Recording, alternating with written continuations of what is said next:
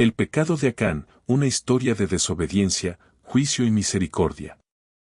La historia del pecado de Acán es una de las narraciones más impactantes y aleccionadoras del libro de Josué.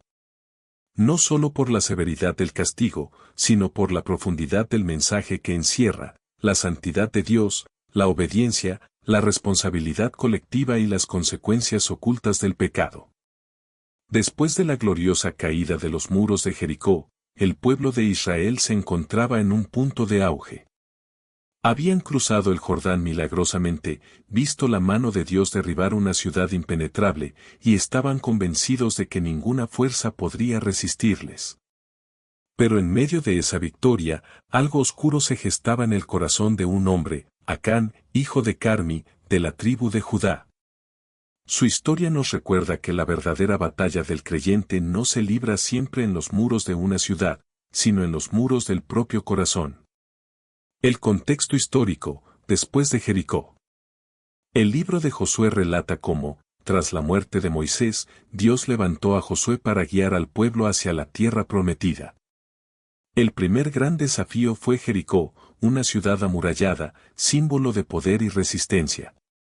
Dios ordenó un método de conquista inusual, marchar alrededor de la ciudad durante 7 días, en silencio, y el séptimo día, dar 7 vueltas y tocar las trompetas. La fe del pueblo fue probada, y al obedecer, las murallas cayeron. La victoria fue total. Sin embargo, Dios había dado instrucciones precisas. Pero vosotros guardaos del anatema, ni toquéis, ni toméis cosa alguna del anatema, no sea que hagáis anatema el campamento de Israel y lo turbéis. Josué 6:18. En otras palabras, todo lo que había en Jericó debía ser destruido o consagrado a Dios. Nadie podía quedarse con botín alguno. Las riquezas de Jericó no eran para Israel, sino una ofrenda exclusiva para el Señor, como las primicias de la conquista de Canaán. Dios exigía obediencia absoluta. No por capricho, sino porque cada acto de desobediencia tenía repercusiones espirituales y morales en toda la nación. La desobediencia oculta de Acán. En medio de la destrucción de Jericó, mientras los israelitas arrasaban la ciudad y quemaban todo a su paso, un hombre vio algo que despertó en él un deseo prohibido. El texto bíblico lo describe así.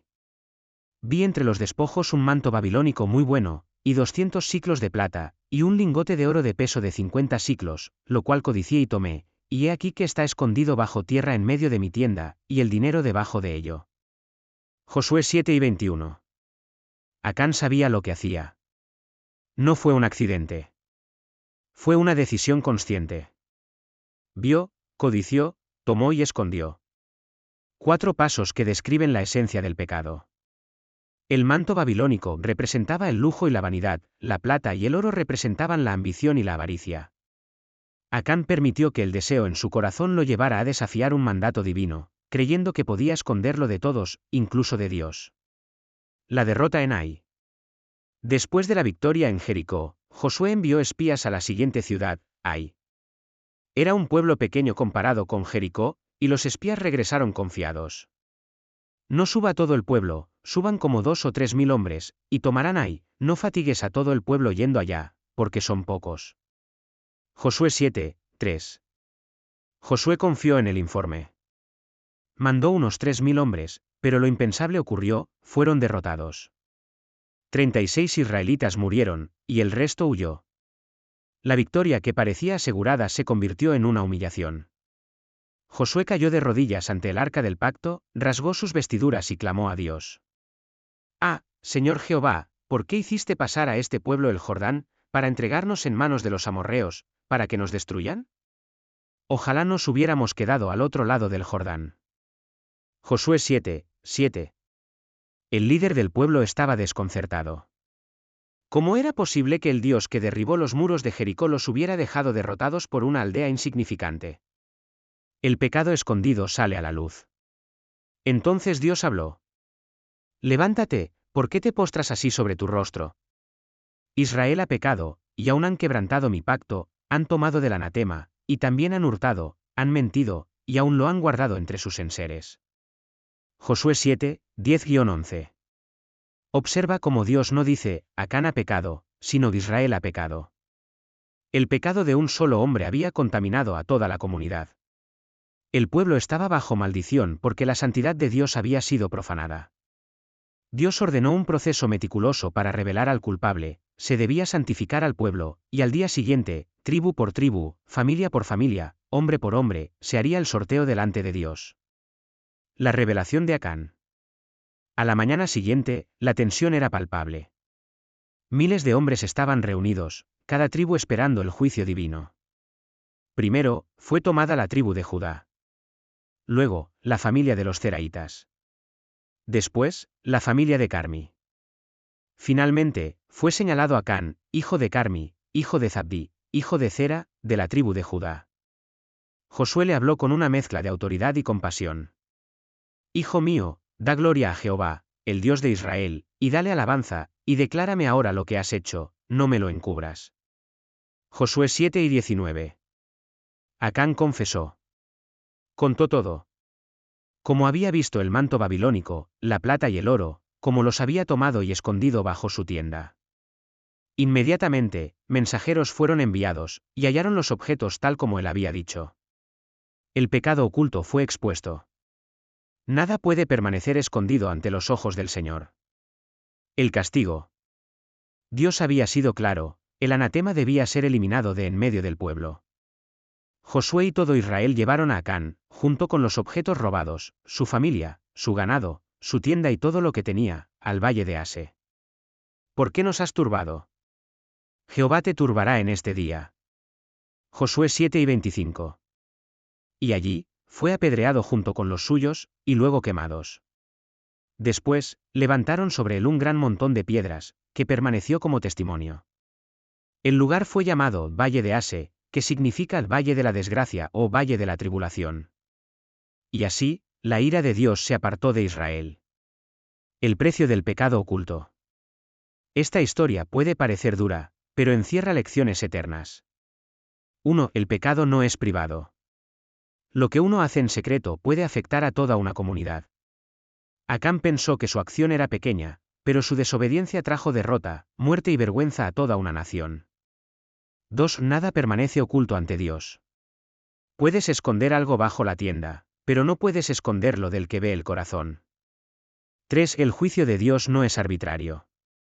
El castigo no fue un acto de crueldad, sino una lección solemne para preservar la santidad de su pueblo. Dios estaba estableciendo una nación que debía reflejar su pureza. 4. La codicia y el deseo desordenado son raíces del mal. Acán vio, codició, tomó y escondió.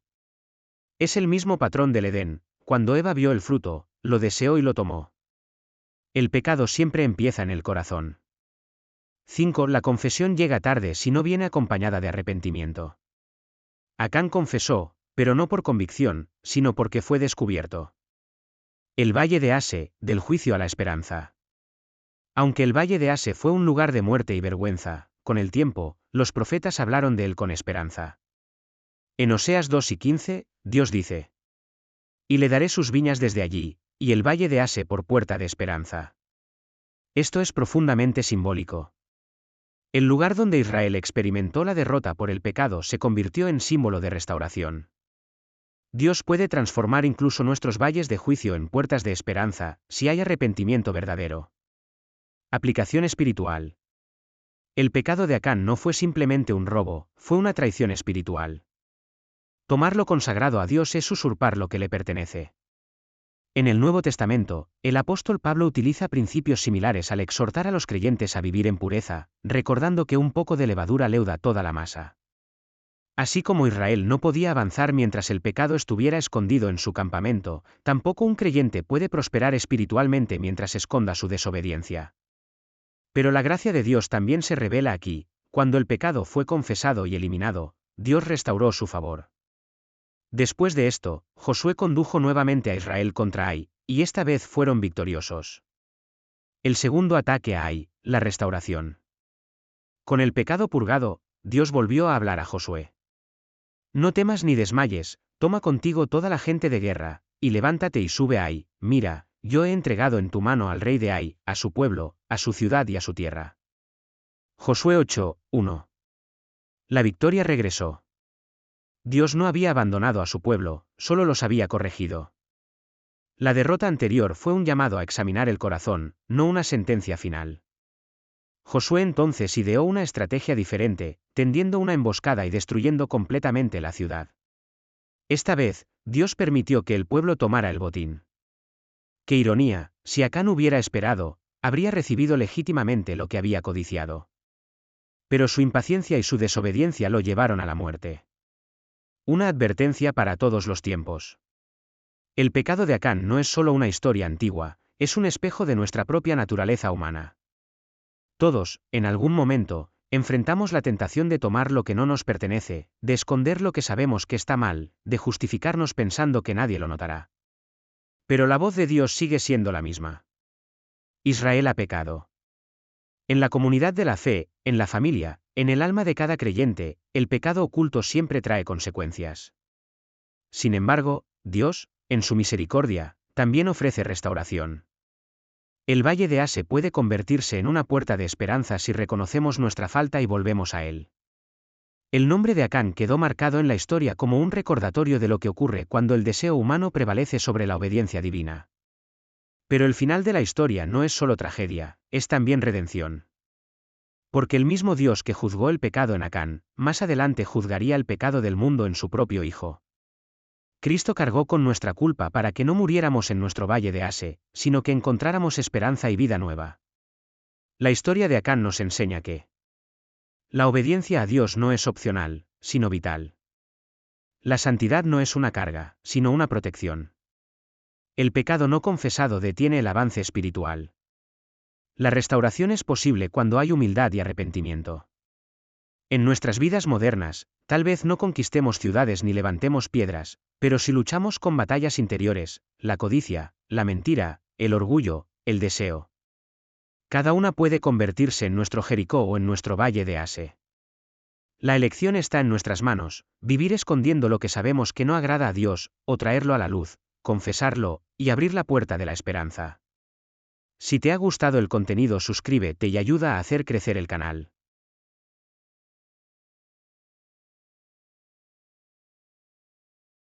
El día que el tiempo obedeció a un hombre, el sol ardía sobre las colinas de Canaán, y el eco de los cuernos resonaba entre los valles. En el horizonte, los ejércitos de Israel marchaban bajo el estandarte del pacto, guiados por un hombre cuyo nombre significaba Yahvé es salvación, Josué, hijo de Nun. Pero aquel no sería un día cualquiera. Sería el día en que el tiempo mismo se detendría. El día en que el sol, obedeciendo la voz de un mortal, cesó su curso en el cielo. La historia del momento en que Josué detuvo el sol no es solo una narración antigua, es una revelación sobre el poder de la fe, el propósito divino y la intervención de Dios en los momentos donde lo imposible se vuelve necesario. Para comprender esta escena, debemos viajar atrás en el tiempo, hacia los días en que Israel acababa de cruzar el Jordán y la tierra prometida estaba llena de reinos enemigos, alianzas paganas y ciudades fortificadas que parecían imposibles de vencer. La tierra prometida y la sombra de la guerra, Josué era el sucesor de Moisés, pero más que un guerrero, era un hombre de obediencia. Había visto con sus propios ojos cómo las murallas de Jericó cayeron sin un solo golpe de espada, solo con el poder de la fe. Sin embargo, tras aquella victoria milagrosa, la fama de Israel se extendió por toda Canaán. Los reyes vecinos, temerosos, formaron alianzas para enfrentarlos, entre ellos, los reyes amorreos del sur, poderosos, crueles y decididos a destruir al pueblo de Dios antes de que consolidara su dominio. Pero los habitantes de Gabaón, comprendiendo que el Dios de Israel era imparable, decidieron actuar con astucia. Enviaron embajadores disfrazados de viajeros lejanos, con ropas viejas y pan mohoso, para firmar un pacto de paz con Josué. Israel cayó en la trampa. Sin consultar al Señor, aceptaron la alianza. Y cuando los reyes amorreos descubrieron la traición de Gabaón, marcharon con sus ejércitos para destruirlos. Fue entonces cuando los gabonitas enviaron un mensaje desesperado: no nos abandones, sube pronto y sálvanos, porque todos los reyes del sur se han unido contra nosotros. Josué no dudó. Reunió a sus hombres y marchó de noche desde Gilgal, con la promesa de Dios resonando en su corazón: no temas, porque los he entregado en tu mano, ninguno de ellos podrá resistirte. Josué 10. La marcha nocturna. La oscuridad cubría los valles de Canaán. Bajo el manto de las estrellas, los pasos del ejército israelita resonaban como un trueno lejano. No llevaban carros ni armas sofisticadas. Su fuerza no provenía del hierro, sino de la obediencia. Durante toda la noche marcharon, más de 30 kilómetros a través del terreno montañoso sin descanso. Era una caminata de fe, una marcha que simbolizaba la determinación del hombre cuando sigue la voz de Dios, incluso sin entender el resultado final. Al amanecer, las tropas israelitas llegaron a Gabaón.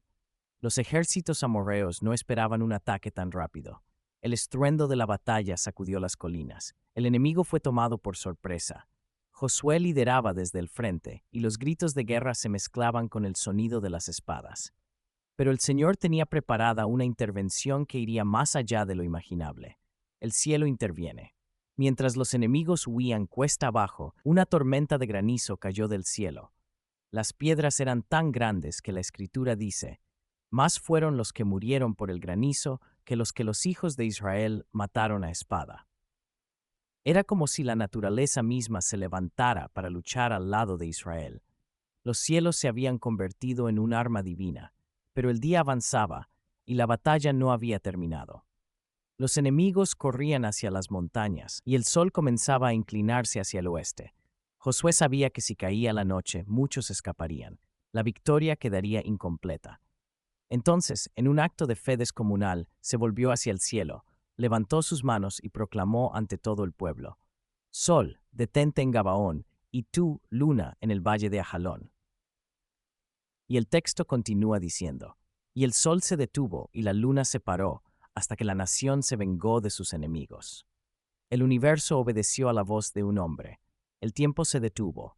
El día se alargó más allá de lo natural, el día más largo de la historia. Imagina ese momento: el sol inmóvil, suspendido en el cielo, las sombras quietas, el viento detenido en su suspiro. Los guerreros miraban al cielo con asombro.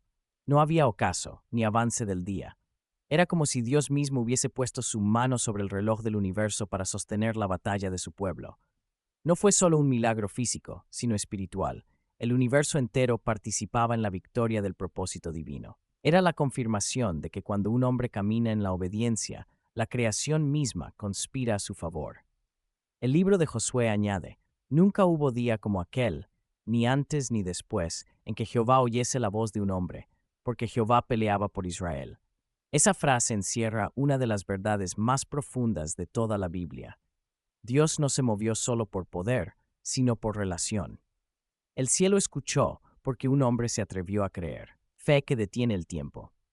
Muchos han intentado explicar científicamente lo ocurrido. Algunos hablan de eclipses, refracciones o metáforas poéticas. Pero el relato bíblico no busca una explicación natural, sino una enseñanza eterna. La fe tiene poder sobre el tiempo. Josué representa al líder que no se conforma con lo posible. Mientras otros oran por fuerzas, él ora por más tiempo.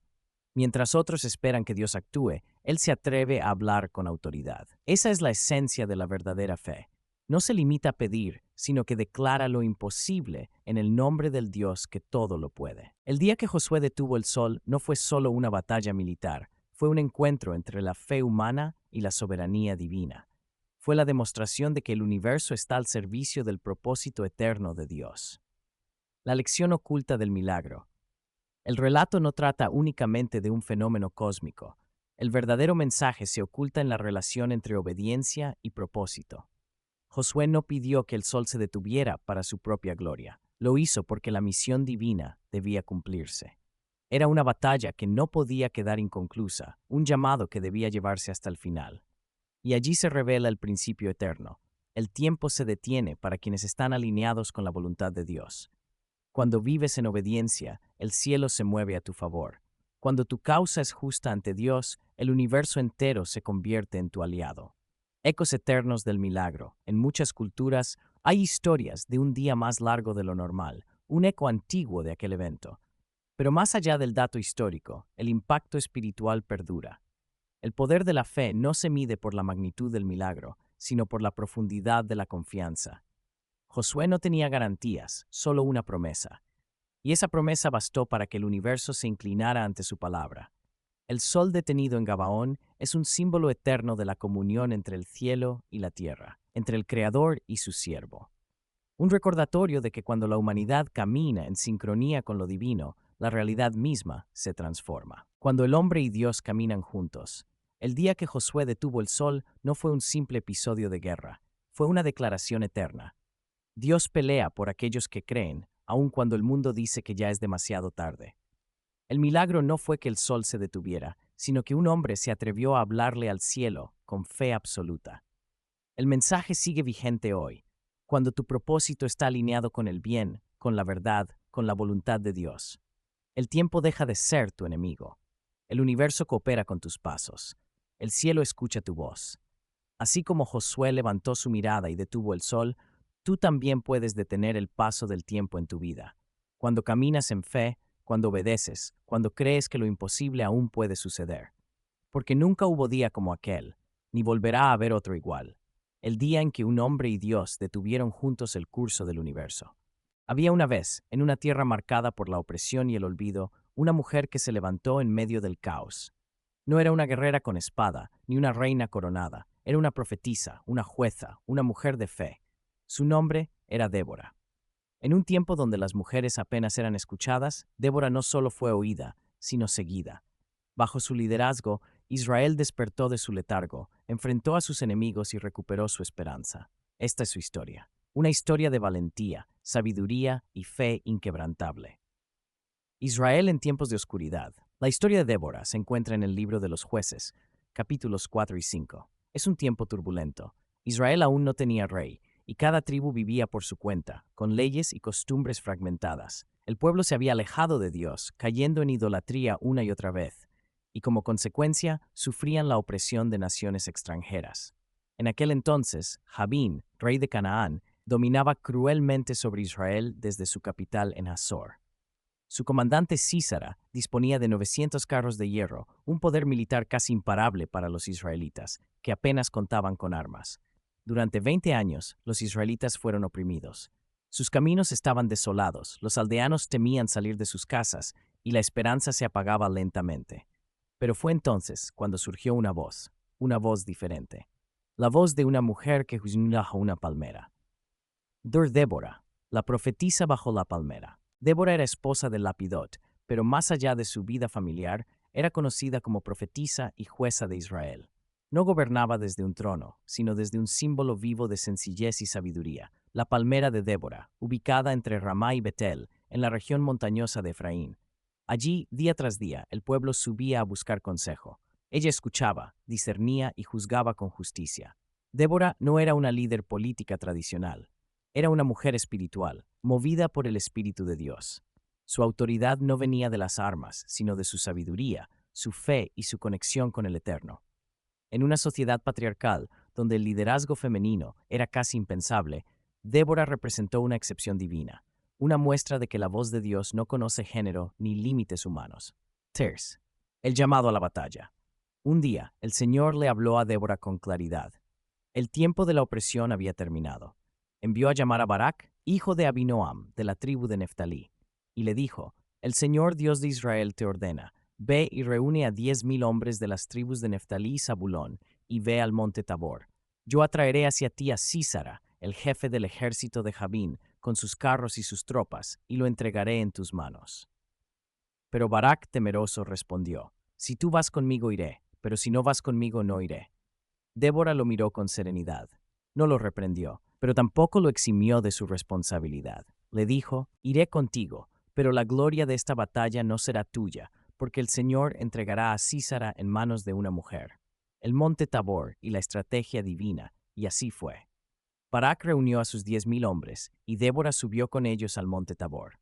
Desde lo alto, ella observaba el valle de Sisón, donde Sísara desplegaba sus carros de hierro. Todo parecía perdido. Los cananeos eran más fuertes, mejor armados y mejor entrenados. Pero Débora, llena del espíritu, se levantó y proclamó: Levántate, Barak, porque este es el día en que el Señor ha entregado a Sísara en tus manos. ¿Acaso no marcha el Señor delante de ti? Y cuando Barak descendió al combate, el cielo respondió con un rugido. Una tormenta repentina cayó sobre el valle. El río Cisón se desbordó y los carros de hierro quedaron atrapados en el barro. Los soldados de Sísara entraron en pánico. La fuerza del enemigo se desmoronó bajo el poder del cielo. Israel venció aquel día. Sísara, el temido comandante, huyó a pie buscando refugio, y su destino lo aguardaba en las manos de otra mujer. Jael, la mujer del desierto. Sísara llegó exhausto a la tienda de Jael, esposa de Heber el ceneo. Ella lo recibió con hospitalidad, le ofreció leche, lo cubrió con una manta. Pero cuando él se durmió profundamente, Jael tomó una estaca de la tienda y con un golpe firme la clavó en su sien. El enemigo de Israel cayó por mano de una mujer. Y cuando Barak llegó buscándolo, Jael salió a su encuentro y le dijo: «Ven, te mostraré al hombre que buscas». Y allí estaba Sísara, muerto. Así se cumplió la palabra de Débora. La victoria no sería atribuida a un hombre, sino a dos mujeres valientes, una profetisa y una mujer del desierto. El cántico de Débora. Tras la victoria, Débora y Barak entonaron un cántico sagrado, uno de los más antiguos textos poéticos de la Biblia, el cántico de Débora, Jueces 5. Este canto no solo celebra la victoria, sino que revela el corazón de una líder espiritual. Débora canta sobre la valentía de los que se levantaron y la cobardía de los que permanecieron pasivos. Cuando el pueblo de Israel se ofreció voluntariamente, bendecida al Señor. Elogia a las tribus que lucharon, menciona con dolor a las que se quedaron atrás y exalta la mano invisible de Dios que peleó por su pueblo. El canto termina con una frase poderosa: «Así perezcan todos tus enemigos, oh Señor, mas los que te aman sean como el sol cuando sale en su fuerza». El liderazgo de Débora, más que una historia, una lección eterna. Débora gobernó en un tiempo donde pocos hombres se atrevían a creer. Su liderazgo fue diferente, no basado en la fuerza, sino en la inspiración, no impuesto, sino ofrecido. Ella fue símbolo de esperanza, de fe activa, de discernimiento espiritual en medio del caos. Su ejemplo rompe los límites culturales de su tiempo. Nos enseña que Dios no mira género, rango ni posición, sino el corazón dispuesto a obedecer. Débora fue una mujer de acción y oración. Una líder que no esperó condiciones ideales para actuar, sino que respondió al llamado divino en el momento más oscuro. La herencia espiritual de Débora. Durante 40 años, Israel tuvo paz tras la victoria de Débora y Barak. Su nombre quedó grabado en la historia como una de las más grandes figuras del Antiguo Testamento. Su legado va más allá del campo de batalla. Es el testimonio de una fe que inspira generaciones. Débora representa la voz interior que nos llama a actuar cuando el miedo paraliza. Representa la sabiduría que escucha antes de juzgar. Y representa la fuerza que se levanta cuando todo parece perdido. En cada época hay momentos donde la oscuridad parece vencer, donde los pueblos, las familias, los corazones se sienten oprimidos. Y entonces, como en los días de Israel, Dios levanta a alguien distinto, no siempre al más fuerte ni al más poderoso, sino al más dispuesto. Débora nos recuerda que la verdadera autoridad no proviene de las armas ni de los títulos, sino del alma que escucha y obedece al llamado divino. Hoy, su historia sigue siendo un faro para todos los que buscan justicia, equilibrio y fe, porque cuando una voz valiente se levanta guiada por Dios, hasta los carros de hierro se hunden en el barro.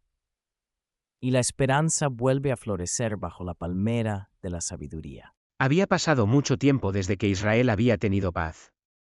Los jueces se habían levantado y caído como estaciones del año, cada uno en su momento, trayendo luz en épocas de oscuridad, pero la sombra del pecado regresaba constantemente sobre el pueblo. En aquel tiempo, los israelitas vivían una de sus horas más oscuras, los madianitas y sus aliados del desierto llenaban la tierra como enjambres de langostas, devorándolo todo. Cada año era lo mismo, cuando las cosechas estaban listas, cuando el trigo se doraba bajo el sol o las vides rebosaban de fruto, aparecían los invasores. No venían a gobernar, ni a negociar, ni a convivir. Venían simplemente a destruir. Eran nómadas feroces, expertos de las arenas, montados sobre camellos veloces, armados con lanzas, arcos y un ansia de saqueo interminable. Acampaban a lo largo de todo el valle y tomaban lo que querían. Si algo no les servía, lo quemaban. Los israelitas terminaron viviendo en cuevas, cavernas y fortalezas improvisadas. La tierra de Dios se había convertido en guarida de fugitivos. Y en medio de aquel dolor, finalmente, clamaron a Dios. Y Dios respondió. Pero como suele ocurrir, respondió de una manera inesperada. No levantó un rey poderoso. No envió un ejército celestial inmediato. No convocó a guerreros famosos ni a los más valientes entre las tribus. Su mirada se posó sobre un hombre humilde, alguien que jamás imaginó ser elegido para nada grande. En Ofra vivía un hombre llamado Gedeón, hijo de Joás, de la familia de Abiezer, de la tribu de Manasés.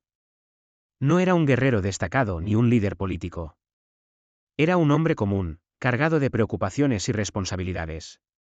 En aquel momento lo encontramos haciendo algo curioso, estaba trillando trigo en el lagar. El lagar es un lugar para exprimir uvas, no para trillar granos.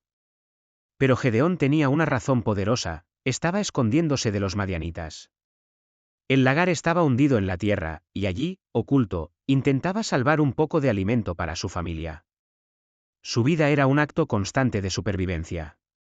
En medio de aquel silencio tenso, mientras el viento apenas movía las hojas de los olivos, el ángel del Señor apareció y se sentó bajo la encina de Joás. No brilló con rayos espectaculares ni hizo temblar la tierra. Simplemente se presentó y habló. El Señor está contigo, poderoso guerrero. Gedeón levantó la mirada sorprendido. ¿Poderoso guerrero? ¿A él se referían? ¿Al hombre escondido en un lagar? Su respuesta fue sincera, casi amarga. Ah, Señor mío, si el Señor está con nosotros, ¿por qué nos ha sobrevenido todo esto? ¿Dónde están sus maravillas, de las cuales nuestros padres nos contaron? Pero ahora el Señor nos ha desamparado y nos ha entregado en manos de Madián. El ángel no corrigió su tono. No lo reprendió. Solo habló de nuevo, con autoridad. Ve con esta tu fuerza y salvarás a Israel de la mano de Madián. ¿No te envío yo? Gedeón sintió que el mundo se detenía. ¿Él? ¿Salvar a Israel? Era una idea absurda. Inconcebible. Y contestó lo único que podía decir alguien que no se cree nada especial. Mi familia es la más pobre de Manasés, y yo soy el menor en la casa de mi padre. Pero entonces vino la frase que transformaría su destino. Ciertamente yo estaré contigo, y derrotarás a los madianitas como a un solo hombre. La presencia divina no buscaba fuerza, ni fama, ni armas. Solo buscaba disponibilidad. Pero Gedeón, todavía inseguro, pidió una señal. Preparó un sacrificio, lo puso sobre una roca, y el ángel tocó la carne y el pan con el cayado, y un fuego surgió de la roca, consumiéndolo todo. El ángel desapareció. Gedeón quedó temblando. No había duda, Dios lo había llamado. Destruyendo el altar de Baal. El primer acto de Gedeón no fue tomar una espada contra Madián, sino algo más difícil, enfrentarse al pecado dentro de su propia comunidad. Dios le ordenó destruir el altar de Baal que su propio padre tenía en su terreno, y cortar el poste de Asera junto a él. Era una orden peligrosa, la gente del pueblo adoraba a esos ídolos, y cualquiera que los destruyera corría riesgo de muerte. Gedeón obedeció, pero lo hizo en la noche, acompañado de 10 hombres.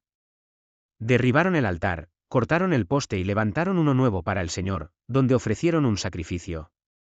Cuando la gente despertó y vio lo ocurrido, estalló la furia. Exigieron la muerte de Gedeón. Pero su padre, Joás, habló con valentía. ¿Acaso ustedes van a defender a Baal? Si Baal es un dios, que él mismo contienda contra quien derribó su altar. Con esas palabras, Gedeón fue llamado desde entonces Jerubbaal, que Baal contienda contra él. El hombre que se escondía para trillar trigo ahora estaba derribando ídolos frente a toda su comunidad. La amenaza crece y Dios decide reducir el ejército. Pronto, los madianitas, amalecitas y pueblos del oriente cruzaron el Jordán y acamparon en el valle de Jezreel. Era un ejército enorme, un mar de tiendas, camellos y guerreros. Israel, como siempre, tembló de miedo. Pero Dios había comenzado algo. Y Gedeón ya no podía volver atrás. El espíritu del Señor vino sobre él, y convocó a las tribus de Manasés, Aser, Zabulón y Neftalí. Miles acudieron. Por primera vez en años, Israel estaba dispuesto a luchar. Pero Gedeón todavía dudaba. Y pidió otra señal, el famoso flece, el vellón de lana. Primero pidió que el vellón quedara mojado y el suelo seco. Y así ocurrió. Luego pidió lo contrario, que el vellón quedara seco y la tierra mojada. También ocurrió. Ahora sí, debía obedecer. Era hora de la guerra, pero Dios tenía un plan diferente. El ejército israelita era de aproximadamente 32.000 hombres. Y Dios dijo: el pueblo que está contigo es demasiado numeroso para que yo entregue a los madianitas en sus manos, para que Israel no se gloríe contra mí diciendo mi mano me ha salvado. Entonces Dios ordenó que cualquiera que tuviera miedo regresara a casa. 22.000 hombres se marcharon. Quedaron 10.000. Aún así, Dios dijo: todavía son demasiados. Llevó al ejército hacia el agua y les ordenó beber. Los que lamieron el agua con la mano como perros, manteniendo la vista alerta, fueron apenas 300. Los demás se arrodillaron y bebieron directamente del río. Entonces Dios dijo: con los 300 hombres que lamieron el agua los salvaré. 300 contra un ejército que no podía contarse. Humanamente era absurdo. Pero esa era la idea, que nadie pudiera atribuirse la victoria. Gedeón, con su pequeño grupo, vio encenderse las antorchas enemigas en el valle. Con esas palabras, Gedeón fue llamado desde entonces Jerubbaal, que Baal contienda contra él. El hombre que se escondía para trillar trigo ahora estaba derribando ídolos frente a toda su comunidad. La amenaza crece y Dios decide reducir el ejército.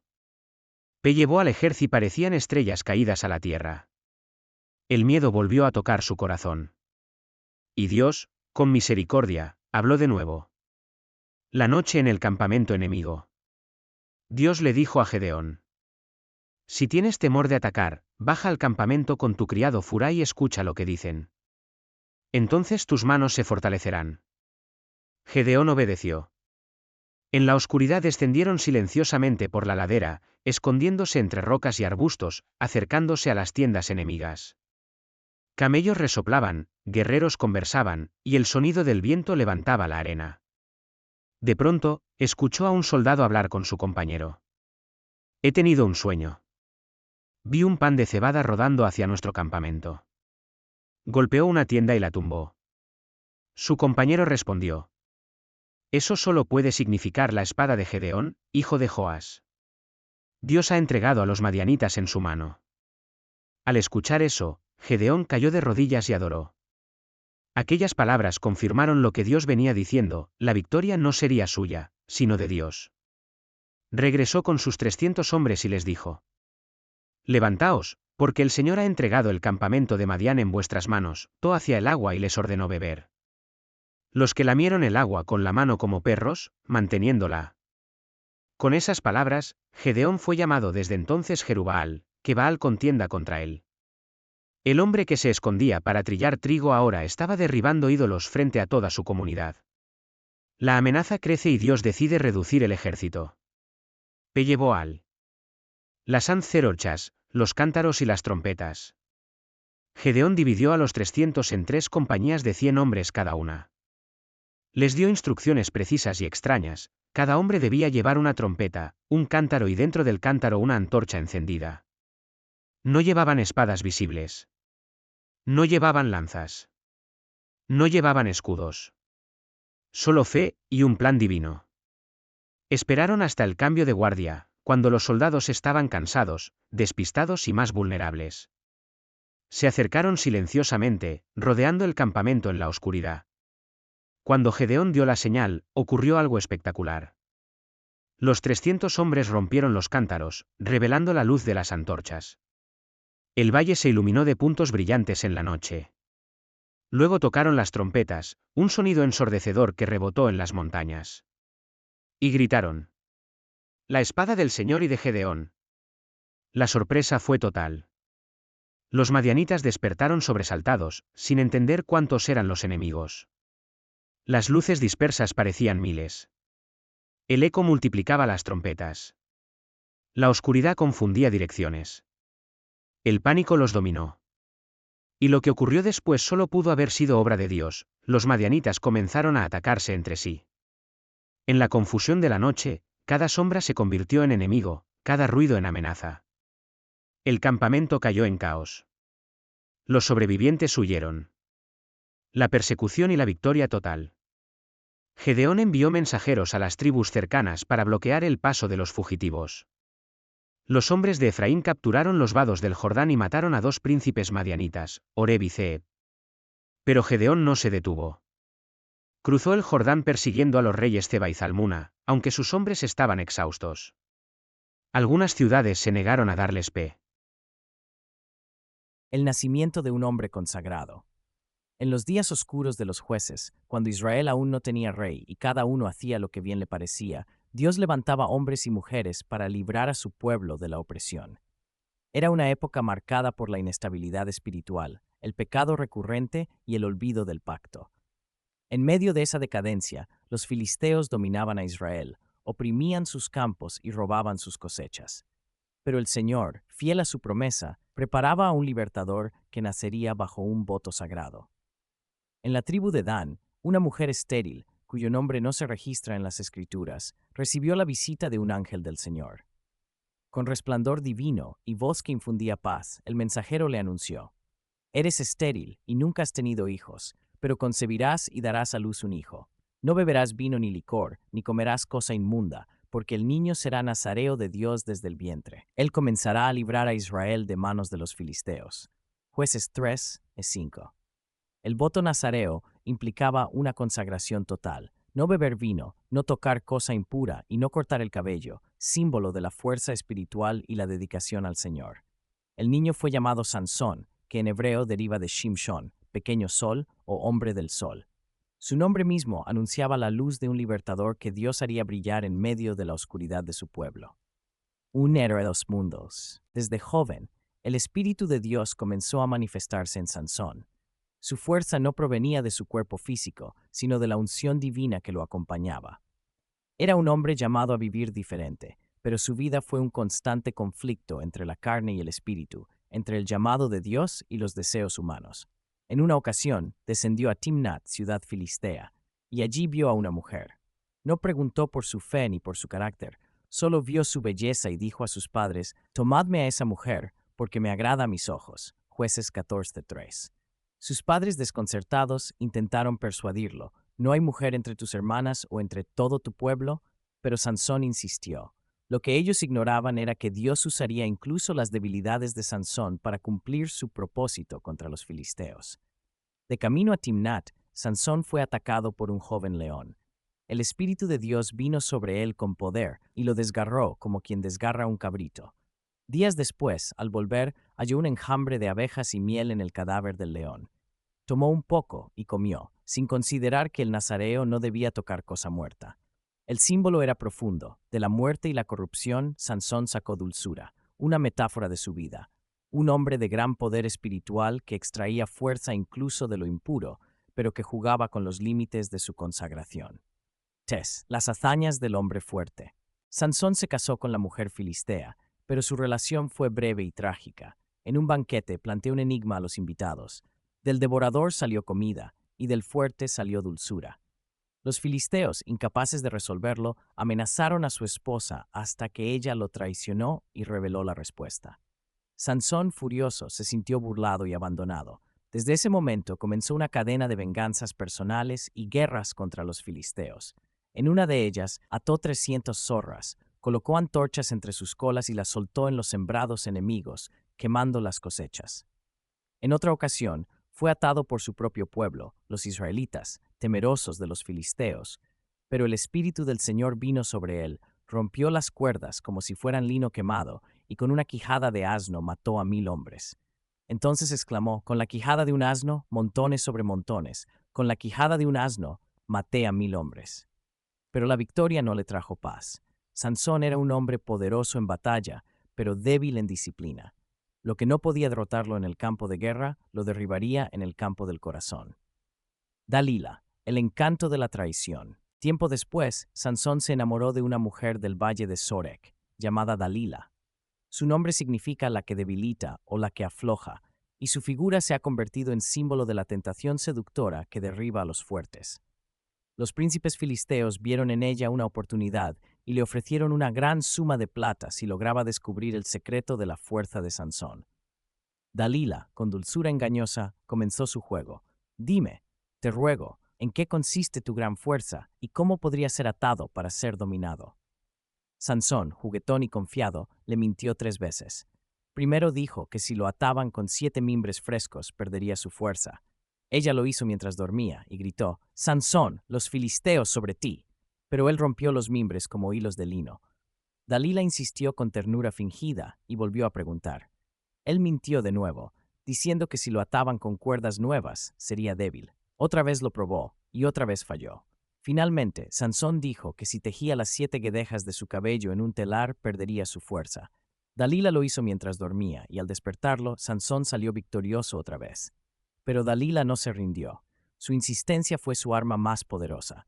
Día tras día lo presionó hasta que su alma fue reducida a mortal angustia.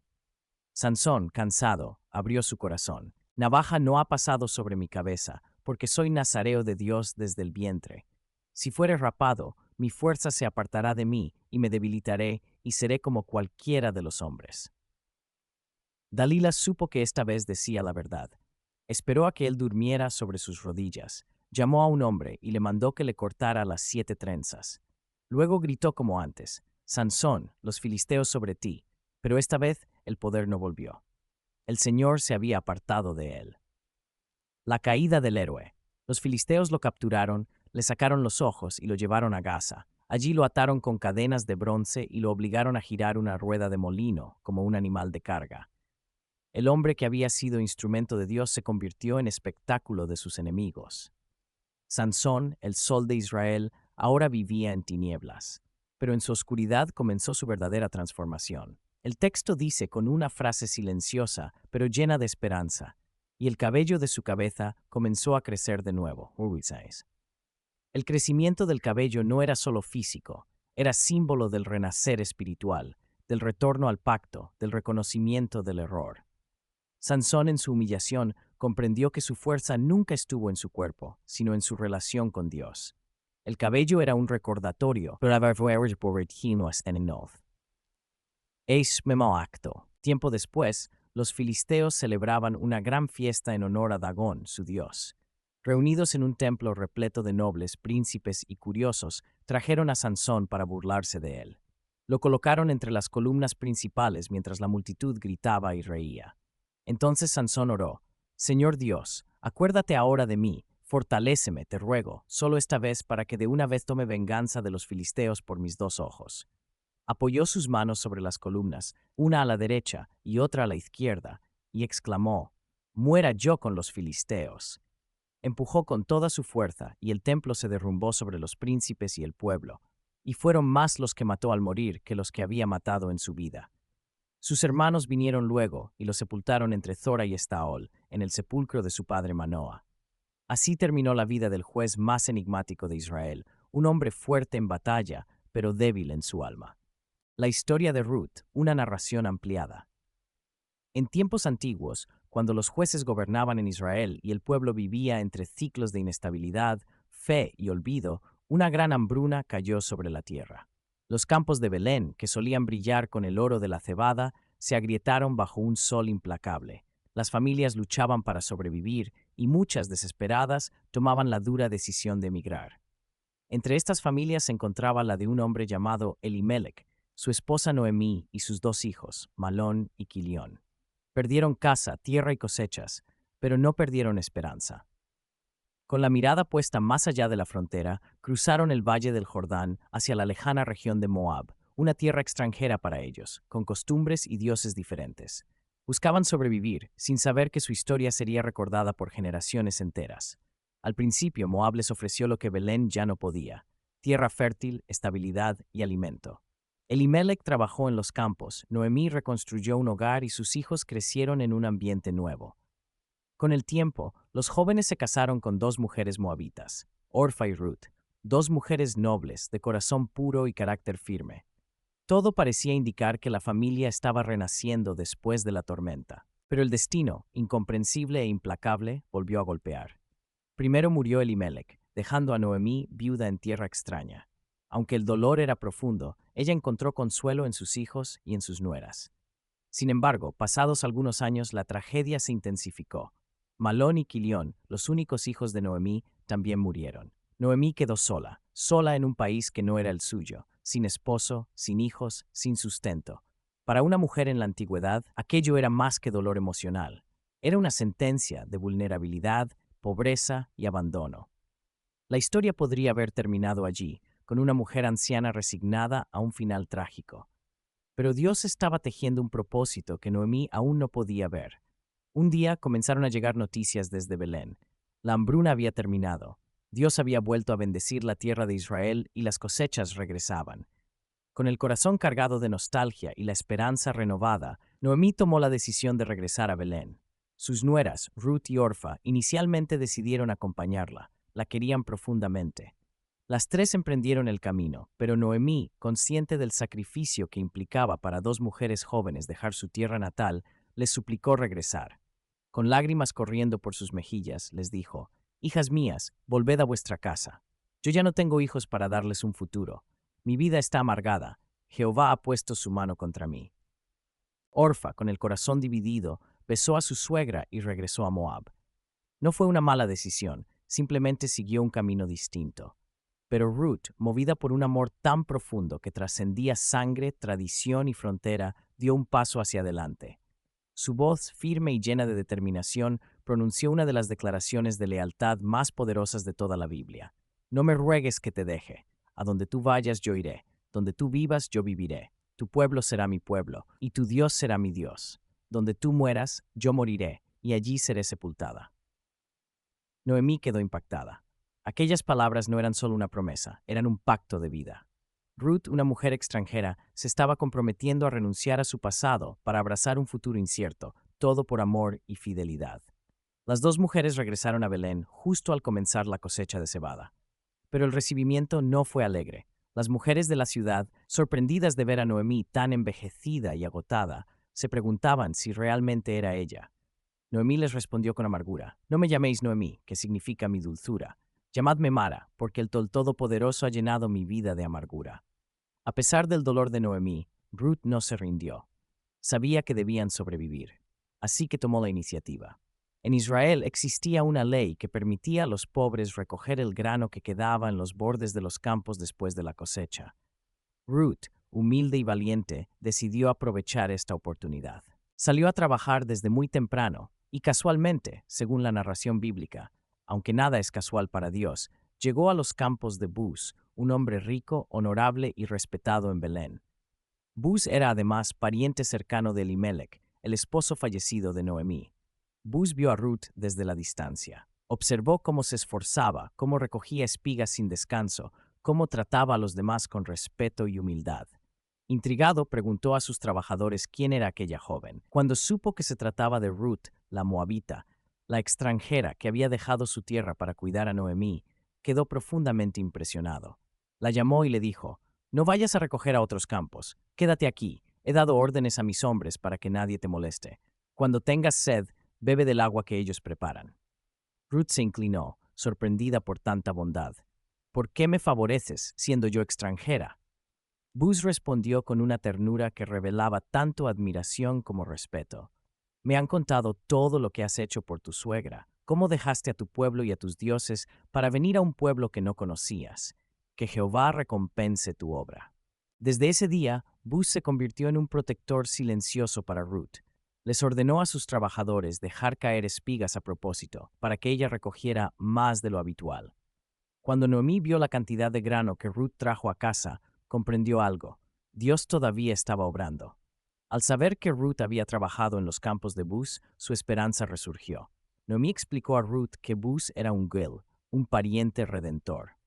Según la ley israelita, un pariente cercano podía rescatar las tierras del difunto y, si era necesario, casarse con la viuda para preservar el nombre de la familia. Noemí, con sabiduría y experiencia, elaboró un plan. Ella sabía que Buz era un hombre íntegro y también veía con claridad la nobleza de Ruth. Así que un día, cuando la cosecha estaba por terminar y Buz se encontraba trabajando en el lagar, Ruth debía presentarse ante él siguiendo una costumbre de la época. Ruth, obediente y confiada en la guía de Noemí, se preparó cuidadosamente. Se lavó, se ungió y se puso su mejor manto. En la quietud de la noche, se acercó al lugar donde Buz dormía después de una larga jornada. Siguiendo la tradición, descubrió suavemente los pies de Buz y se acostó cerca. Al entender esta escena con ojos modernos, podría malinterpretarse, pero en el contexto hebreo, aquel gesto no era seducción, sino una solicitud simbólica. Ruth estaba pidiendo protección, justicia y redención según la ley de Israel. Buz despertó sobresaltado y encontró a Ruth allí. Ella le dijo con humildad: «Extiende tu manto sobre mí, porque eres pariente redentor». Buz comprendió su petición, y con una voz segura y llena de respeto respondió: «Bendita seas de Jehová, tu bondad es aún mayor que la primera, pues no buscaste a hombres jóvenes, sean pobres o ricos. Haré por ti todo lo que me pidas, porque todo mi pueblo sabe que eres una mujer virtuosa». Sin embargo, había un detalle importante. Existía otro pariente más cercano que él, con prioridad legal para redimir la tierra. Buz prometió actuar a la mañana siguiente. Si el otro pariente renunciaba, él mismo tomaría la responsabilidad. Al amanecer, Buz se presentó en la puerta de la ciudad, donde se resolvían los asuntos legales. Llamó al pariente más cercano y a los ancianos del pueblo. Explicó la situación. Noemí necesitaba vender las tierras de Elimelec, y el deber de redimirlas recaía en aquel hombre. El pariente, pensando solo en las tierras, aceptó de inmediato, pero Buz añadió: «El día que compres las tierras, deberás tomar también a Ruth la moabita para levantar descendencia al difunto». El hombre, temiendo complicaciones para su propia herencia, declinó: «No puedo redimirlo, redímelo tú». Entonces, siguiendo la antigua costumbre, el hombre se quitó la sandalia y se la dio a Buz como señal oficial. Ante los ancianos y todo el pueblo, Buz declaró: «Soy testigo hoy de que he adquirido todo lo que perteneció a Elimelec, Malón y Quilión, y tomo por esposa a Ruth la moabita». La noticia se difundió rápidamente. El pueblo celebró la nobleza de Buz y bendijo a Ruth. Las mujeres de Belén oraron para que ella fuera tan fructífera como Raquel y Lea, las matriarcas de Israel. Buz y Ruth se casaron, y su hogar se llenó de alegría, provisión y bendición. Poco tiempo después, Ruth dio a luz a un hijo, Obed. Cuando Noemí tomó al niño en sus brazos, su rostro, antes marcado por la amargura, resplandeció nuevamente. Las mujeres del pueblo exclamaron: «Tu nuera que te ama vale más para ti que 7 hijos». Obed creció, se convirtió en padre de Isaí, y este a su vez fue el padre del gran rey David. Y generaciones más tarde, de la descendencia de Ruth, la joven extranjera que un día decidió amar sin condiciones, nacería Jesús, el Mesías. Así, la historia de Ruth, que empieza con pérdida, pobreza y desarraigo, termina revelando una verdad profunda. Dios puede tomar los fragmentos rotos de una vida y convertirlos en un propósito eterno. Ruth no era israelita, pero su fe superó fronteras. Noemí no veía esperanza, pero Dios ya estaba preparando redención. Buz no buscaba reconocimiento, pero su bondad lo convirtió en eslabón de una promesa divina. La historia de Ruth es una historia de lealtad, amor, fe, restauración y propósito. Una prueba de que aún en tiempos de oscuridad, la luz de Dios sigue guiando los pasos de quienes deciden confiar. La historia del llamado de Samuel. La historia del llamado de Samuel se encuentra en 1 Samuel 3, y es uno de los relatos más hermosos y significativos sobre cómo Dios llama a una persona desde su juventud para un propósito especial. Contexto: un tiempo de silencio espiritual. El relato inicia describiendo el ambiente espiritual de Israel. En aquellos días la palabra de Jehová escaseaba, no había visión con frecuencia. Israel estaba bajo una crisis moral y espiritual. Los sacerdotes, los hijos de Elí, Ofni y Finés, Samuel eran era un niño corruptos. que servía en El el pueblo se templo había cuando Dios alejado, lo llamó y por Dios su no nombre hablaba durante con la la noche. frecuencia que antes. Pensó que era En Elí, ese el escenario, sacerdote, surge pero un niño después de llamado 3 Samuel, intentos Elí dedicado comprendió desde que era pequeño al Dios quien servicio hablaba. del tabernáculo por su Samuel madre respondió: Ana, como «Habla, cumplimiento de Señor, una que tu promesa a siervo Dios. escucha». Ese Samuel día, servía Samuel fielmente, recibió su primera aún sin revelación y conocer se convirtió en completamente la uno voz de de los Dios. profetas más La importantes escena de del Israel. llamado. Una noche, Samuel dormía cerca del arca del pacto, dentro del tabernáculo en Silo. Elí ya era anciano y casi no podía ver. Entonces sucede algo extraordinario. Samuel escucha una voz que lo llama por su nombre. «Samuel». Él cree que es Elí y corre a su lado. «Aquí estoy. ¿Me llamaste?» Elí responde que no lo llamó. Samuel vuelve a acostarse. El llamado ocurre 3 veces y Samuel sigue pensando que es Elí. Esto nos muestra 2 cosas importantes. Samuel era obediente. Cada vez se levantaba inmediatamente. Samuel aún no conocía la voz de Dios. Era joven en la experiencia espiritual. El discernimiento espiritual de Elí. La tercera vez, Elí entiende lo que está ocurriendo. Dios está llamando a Samuel. Entonces le enseña cómo responder. Si te llamare otra vez, di, habla Jehová, porque tu siervo oye. Este versículo es clave en la espiritualidad bíblica. Representa una actitud de disposición y humildad. 4. Dios habla directamente a Samuel. Por cuarta vez, Jehová se presenta, y vino Jehová y se presentó. Esta vez, Samuel responde como Samuel Elí era un le niño que enseñó. servía en el templo Habla, cuando Dios lo porque tu llamó por su siervo nombre oye. durante la noche. Entonces Pensó Dios le que da era su Elí, primer el mensaje sacerdote, profético, pero un después de juicio 3 contra la intentos casa Elí de Elí comprendió que debido era a la Dios quien corrupción hablaba. de sus hijos, quienes Samuel profanaban los respondió, sacrificios habla, y no se Señor, que tu arrepentían. siervo escucha. Este fue un Ese día, mensaje Samuel muy duro recibió su para un primera niño, pero revelación fue la y se primera convirtió en prueba uno de de los Samuel como profetas más profeta. importantes de Israel. 5. Samuel comparte el mensaje a la mañana siguiente. Samuel tenía miedo de contarle a Elí la visión.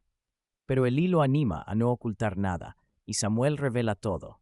Elí, resignado, dice, Jehová es, haga lo que bien le parezca. 6. El nacimiento de un profeta. El capítulo concluye de manera grandiosa. Y Samuel creció, y Jehová estaba con él, y no dejó caer a tierra ninguna de sus palabras. Samuel se convierte en un profeta fiel, y todo Israel lo reconoce como tal. Dios vuelve a hablar con su pueblo, y la era de silencio espiritual se rompe. El arca capturada y devuelta. La gloria que se apartó y el Dios que nadie puede dominar. Y Israel en tiempos de oscuridad espiritual.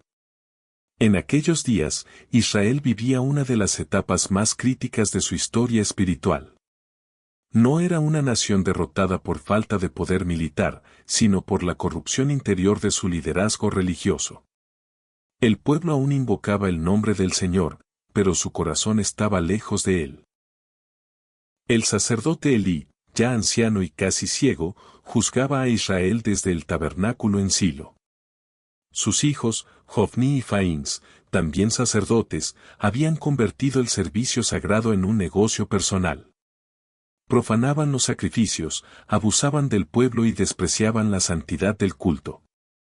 La Escritura los describe con palabras duras, eran hombres impíos y no tenían conocimiento de Jehová. Mientras el arca del pacto reposaba en Silo, símbolo del trono de Dios entre su pueblo. La presencia divina ya había comenzado a retirarse espiritualmente, aunque el objeto sagrado aún permanecía físicamente allí. Israel tenía el arca, pero había perdido la obediencia. 2. La guerra contra los filisteos. En ese contexto, Israel entró en guerra contra su enemigo histórico, los filisteos, un pueblo poderoso, militarmente organizado y espiritualmente pagano. Ambos ejércitos se enfrentaron cerca de Ebenezer. El primer enfrentamiento fue devastador para Israel. 4.000 hombres murieron en batalla. La derrota provocó confusión, pero no arrepentimiento. Los ancianos de Israel se preguntaron: ¿por qué nos ha herido hoy Jehová delante de los filisteos? Pero en lugar de humillarse, ayunar o buscar la voz de Dios, tomaron una decisión fatal. Traer el arca del pacto al campo de batalla, como si se tratara de un talismán mágico. Creyeron que la presencia física del arca obligaría a Dios a actuar a su favor. Confundieron el símbolo con la realidad. Creyeron que podían usar a Dios, en lugar de obedecerle. 3. El arca como amuleto.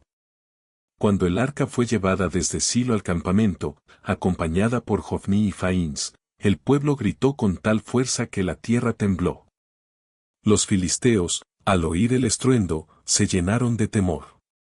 Dios ha venido al campamento de Israel, dijeron. Recordaron las plagas de Egipto y temieron ser destruidos. Sin embargo, decidieron luchar con desesperación, convencidos de que era su última oportunidad. El resultado fue trágico. Israel fue completamente derrotado. Murieron 30.000 soldados. Hofni y Faíns cayeron en combate. Y lo impensable ocurrió. El arca del pacto fue capturada por los filisteos. El símbolo máximo de la presencia divina había caído en manos enemigas. 4. Y Cabod, la gloria se fue. Un mensajero corrió desde el campo de batalla hasta Silo. Elí, sentado junto al camino, esperaba con el corazón tembloroso, no por sus hijos, sino por el arca de Dios. Cuando escuchó la noticia, la muerte de sus hijos y la captura del arca. Cayó hacia atrás, se rompió el cuello y murió. Pero la escena más conmovedora ocurrió con la esposa de Faíns, quien estaba a punto de dar a luz. Al oír la noticia, entró en parto y dio a luz un hijo. Antes de morir, lo llamó Icabod, diciendo: La gloria ha sido quitada de Israel. No dijo: perdimos la guerra. No dijo: murieron los sacerdotes. Dijo: la gloria se fue. Porque cuando Dios se aparta, todo lo demás pierde sentido. El arca en tierra filistea. Los filisteos llevaron el arca a Asdod y la colocaron en el templo de su dios Dagón, como trofeo de guerra. Creyeron que su deidad había vencido al Dios de Israel.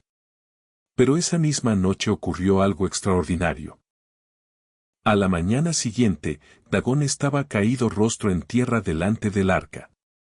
Los filisteos lo levantaron y lo colocaron de nuevo en su sitio. La noche siguiente, Dagón volvió a caer, pero esta vez su cabeza y sus manos estaban rotas. Solo quedó el tronco. El mensaje era claro y contundente. El Dios de Israel no comparte su gloria con nadie. Juicio sin ejército. Desde ese momento, la mano del Señor comenzó a pesar sobre los filisteos. Una plaga devastadora azotó Asdod. Tumores, enfermedades y muerte se propagaron rápidamente. Aterrados, trasladaron el arca a Gat. Luego a Ecrón. Pero en cada ciudad ocurría lo mismo: enfermedad, terror y clamor. Los filisteos comprendieron algo que Israel había olvidado. El arca no necesitaba protección. Era el arca la que juzgaba. El Dios vivo no había sido derrotado. Solo estaba enseñando una lección. 7. El consejo de los sacerdotes filisteos. Después de 7 meses de sufrimiento, los filisteos consultaron a sus sacerdotes y adivinos. Ellos recomendaron devolver el arca, pero no vacía. Debían ofrecer una ofrenda de expiación. 5 tumores de oro y 5 ratones de oro, representando las plagas sufridas. Además, propusieron una prueba definitiva. Colocar el arca en un carro nuevo, tirado por 2 vacas recién paridas, que nunca hubieran llevado yugo. Si las vacas iban directamente hacia territorio israelita, sería señal de que el Dios de Israel había causado todo. 8. El regreso del arca. Contra toda lógica natural, las vacas avanzaron directamente hacia Bet-Semes, mugiendo por sus crías, pero sin desviarse.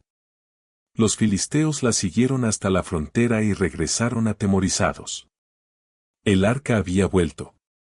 Los hombres de Bat-Samás se alegraron al verla, pero cometieron un grave error: miraron dentro del arca, profanando su santidad. Como resultado, muchos murieron. La lección fue clara. Dios no se deja capturar. Pero tampoco se deja tratar con ligereza. 9. El arca y el arrepentimiento. El arca fue llevada finalmente a Kiriat Jearim, donde permaneció 20 años. Durante ese tiempo, Samuel comenzó a guiar espiritualmente al pueblo. Israel, por fin, entendió que no necesitaba símbolos vacíos, sino corazones rendidos. Samuel llamó al pueblo al arrepentimiento. Quitad los dioses ajenos, y preparad vuestro corazón a Jehová. Solo entonces, Dios volvió a pelear por ellos. Mensaje central de la historia. La historia del arca capturada y devuelta no trata de un objeto sagrado, sino de una verdad eterna. Dios no puede ser manipulado. La religión sin obediencia es inútil. La presencia de Dios no se hereda, se honra. Cuando la gloria se va, ningún ritual la reemplaza.